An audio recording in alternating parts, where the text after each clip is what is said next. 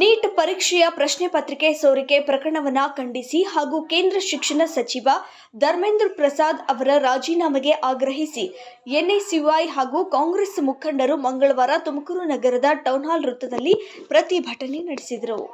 ತುಮಕೂರು ನಗರದಲ್ಲಿ ಜಿಲ್ಲಾಧ್ಯಕ್ಷರಾದಂಥ ಚಂದ್ರಶೇಖರ್ ಗೌಡರ ನೇತೃತ್ವದಲ್ಲಿ ಎನ್ಎಸ್ಯುಐ ರಾಷ್ಟ್ರೀಯ ವಿದ್ಯಾರ್ಥಿ ಕಾಂಗ್ರೆಸ್ಸು ಹರತಾಳನ್ನ ಹಮ್ಮಿಕೊಂಡಿದ್ದಾವೆ.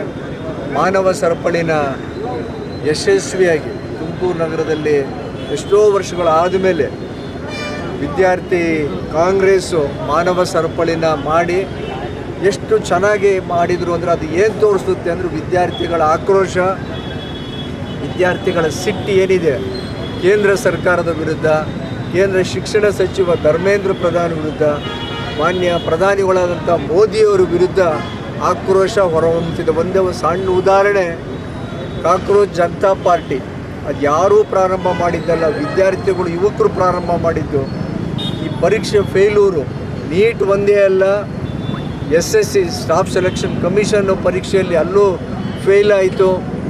ಇತ್ತೀಚೆಗೆ ನಡೆದಂಥ ಸೆಂಟ್ರಲ್ ಯೂನಿವರ್ಸಿಟಿದು ಎಲ್ಲ ದೇಶದಾದ್ಯಂತ ಇರತಕ್ಕಂಥ 22 ಯೂನಿವರ್ಸಿಟಿಗಳಲ್ಲೂ ಸಹಿತ ಪರೀಕ್ಷೆ ಅಂಡರ್ ಗ್ರ್ಯಾಜುಯೇಷನ್ಗೆ ಮಾಡೋಕ್ಕಾಗಲಿಲ್ಲ.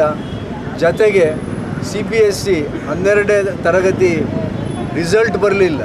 ಯಾರ್ದೋ ಪ್ರಶ್ನೆ ಪತ್ರಿಕೆ, ಯಾರ್ದೋ ಉತ್ತರ ಪತ್ರಿಕೆ ಮತ್ತೊಬ್ಬರಿಗೆ ಹೋಗುವಂಥ ಪರಿಸ್ಥಿತಿ ಉದ್ಭವ ಆಗಿದೆ. ಇದಕ್ಕೆಲ್ಲ ಧರ್ಮೇಂದ್ರ ಪ್ರಧಾನ್ ಅವರು ರಾಜೀನಾಮೆ ಕೊಡಬೇಕು.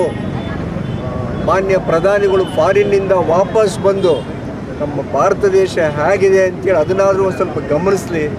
ಧರ್ಮೇಂದ್ರ ಪ್ರಧಾನ್ ಅವ್ರನ್ನ ಮೊದಲು ಆ ಪೋಸ್ಟಿಂದ ಕಿತ್ತಾಕಿ ಸಮರ್ಥರು, ದಕ್ಷರು ಯಾರಿದ್ದಾರೆ ಅವ್ರನ್ನ ಶಿಕ್ಷಣ ಸಚಿವರಾಗಿ ನೇಮಕ ಮಾಡಲಿ ಅಂತೇಳಿ ಕೋರ್ಕೊಳ್ತಾರೆ.